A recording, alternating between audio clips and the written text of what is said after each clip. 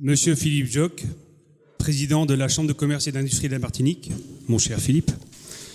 Monsieur Bernard Edouard, président du MEDEF Martinique, mon cher Bernard. Monsieur Emmanuel de Rénal, président de Contact Entreprise, mon cher Emmanuel. Monsieur le représentant des organisations patronales, messieurs les capitaines d'industrie du BTP, mesdames et messieurs. Bienvenue ici à La Favorite, cœur du RSMA de la Martinique. Alors pourquoi les ateliers du BTP se déroulent-ils ici? Eh bien tout simplement parce que le RSMA est membre à part entière de Contact Entreprise et dès que nous pouvons appuyer une initiative de Contact Entreprise, ça nous paraît important puisque ça structure toutes ces réflexions qui sont conduites, structure la vie économique de la Martinique, on pourrait même dire la vie sociale au-delà de la vie seulement économique. Mais surtout car le soldat et le bâtisseur sont de véritables frères d'armes qui ont toujours œuvré ensemble au cours des âges. D'abord, le soldat peut parfois détruire, mais souvent, le soldat construit. Bâtisseur, voilà un mot que l'on n'associe pas spontanément à l'action du soldat, plutôt entaché d'une connotation destructrice. Pourtant, en période de guerre comme de paix, le soldat passe souvent et sans transition d'un rôle à l'autre, qu'il s'agisse d'installations éphémères lors des projections ou durables lorsqu'il faut investir un terrain conquis. À toutes les époques, l'armée s'est dotée de services, d'unités spécialisées, comme le corps des ingénieurs, le service de génie, les bureaux infrastructures que nous avons encore aujourd'hui actuellement. Pensons à Vauban, ingénieur, architecte militaire, urbaniste, ingénieur hydraulicien, nommé maréchal de France par Louis XIV. Pensons également à Lyautey, qui, au début du XXe, disait « Je ne fais pas la guerre pour détruire, mais pour construire ». Et son héritage est d'ailleurs toujours présent actuellement au Maroc, plus d'un siècle après son œuvre. Donc cette tradition perdure aujourd'hui à travers les projets Afrique que conduisent toutes nos unités déployées en opération, en particulier sur le théâtre africain, mais également ces projets perdurent à travers les 7 régiments du service militaire adapté qui sont présents dans nos territoires ultramarins. Sachez que le RSMA agit directement ici à votre profit en Martinique.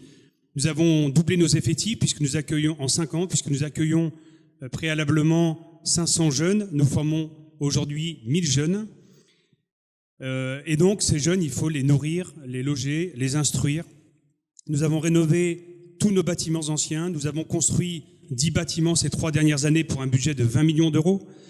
Nous avons une construction en cours de logements pour les cadres pour un budget de 4,5 millions d'euros. Nous avons agrandi l'infirmerie, nous allons agrandir l'infirmerie pour un budget de plus d'1 million d'euros. Nous avons construit un nouveau poste de commandement pour un budget de 4,2 millions d'euros. Nous avons prévu de rénover nos ateliers pour un budget de plus de 3 millions d'euros. Nous allons rénover enfin le magasin du corps pour un budget supérieur à 1 million d'euros.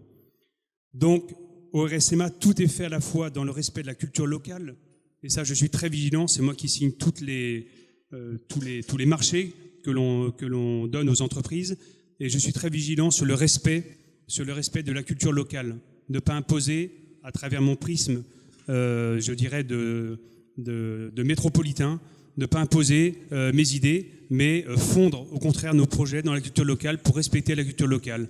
C'est le moins qu'on puisse faire pour les gens qui servent au régiment et pour les gens qui passent au régiment.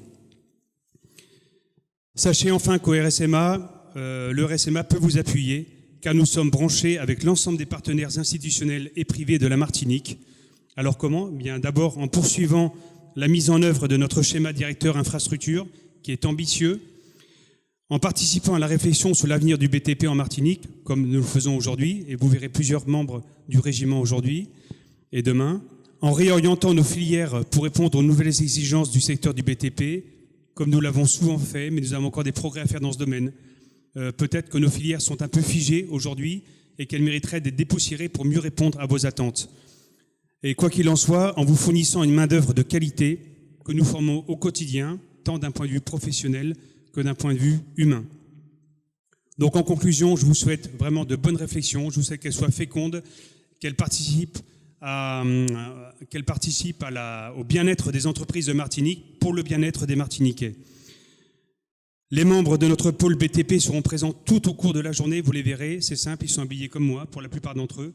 Et n'hésitez pas à les voir, ce sont autant de vecteurs, de gens qui pourront vous renseigner sur ce que nous faisons au régiment, sur la façon dont nous pouvons vous appuyer, comment mettre à disposition de vos entreprises, au cours de périodes d'adaptation d'entreprise, des jeunes pendant 3 semaines, 1 mois, comment éventuellement les recruter si vous avez des besoins particuliers. Voilà, donc n'hésitez pas. Ce que je souhaite modestement à mon niveau, c'est qu'il y ait un bon échange pendant les phases surtout de repas et de pause avec les équipes du régiment. Voilà, je vous remercie.